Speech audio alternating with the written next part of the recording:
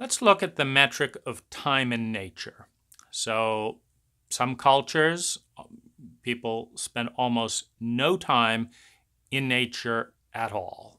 In a cubicle, under fluorescent lights, looking at a screen, get into a bus, listening to head, no time in nature. So that's kind of one extreme. And in the other extreme, you might have, sitting, walking, standing out in the wilderness 24/7, a hermit, But one of the things that this metric influences is nature is a 5 billion year old program. It's also a very fractal program. Now, we are part of nature. And one of the continuums that correlates with time in and out of nature is self-consciousness.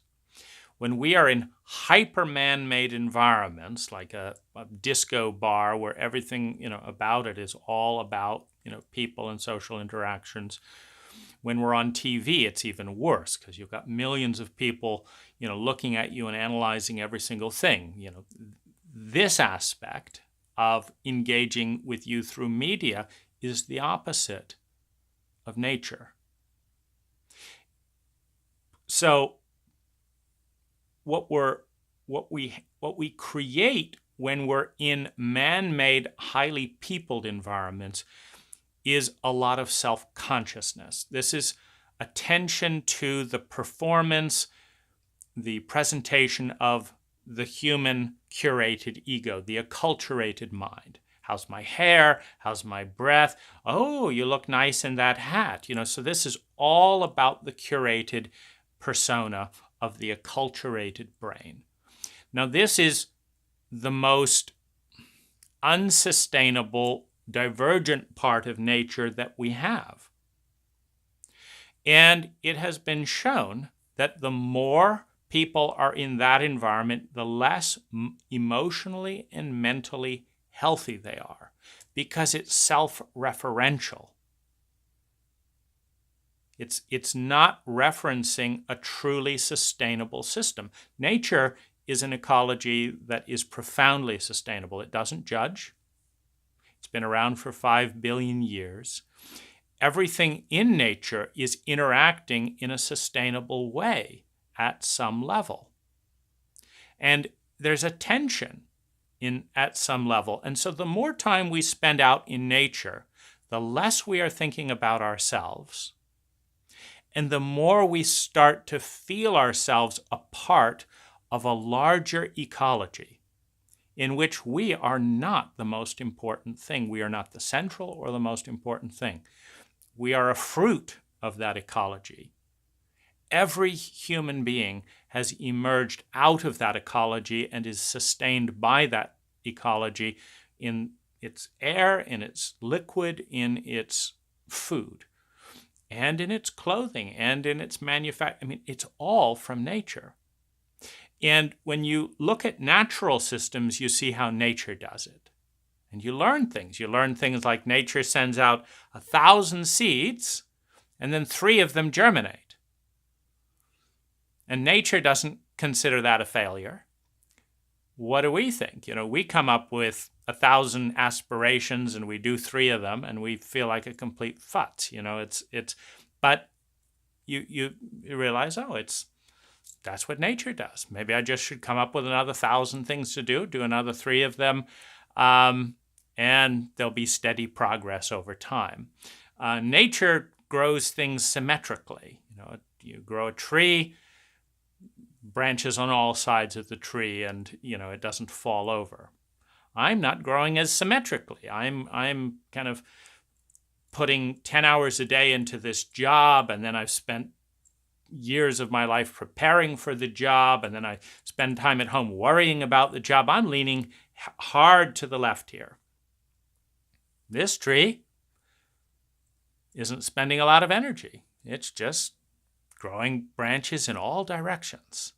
Who's the winner? Who's the smart one? Well, it's always nature as a general rule. It's always nature. Nature's been around 5 billion years, and to a large extent, our cultures make ourselves sick, drive each other to the bone, give each other mental, emotional diseases. So it's really a good sign. It's a good reset point. You go out for 2 days in nature, 24 hours, even 6 hours. And pretty soon you stop thinking of what the brands are on your clothes.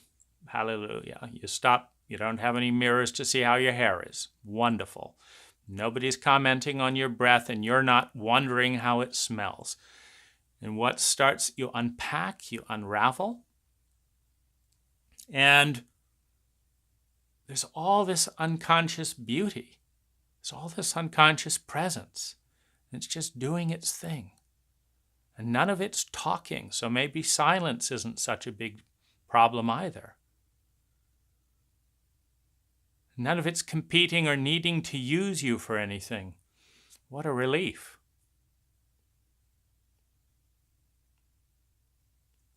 A culture in which every person spends at least 6 hours a week in that solitude of the great mother, the great ecology.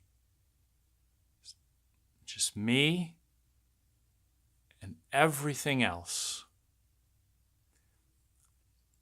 is a reset button. It's a check. It's a comparison point that brings us back to the part of ourselves that is innately connected to that dance through every breath, through everything that we eat. And it keeps a wild part that's been in us and developed by nature for millions of years. It keeps that part alive. It gives it a voice. And this ties in with the greater goal of health, that within a lifespan and within a culture, the entire circle of personas are honored within each person.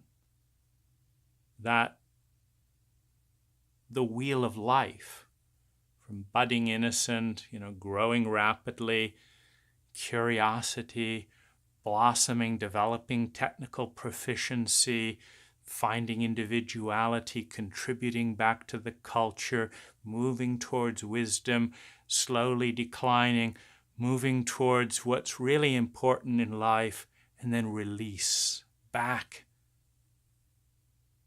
into the great ocean of the unknown, releasing all the energies of our bodies back into the earth.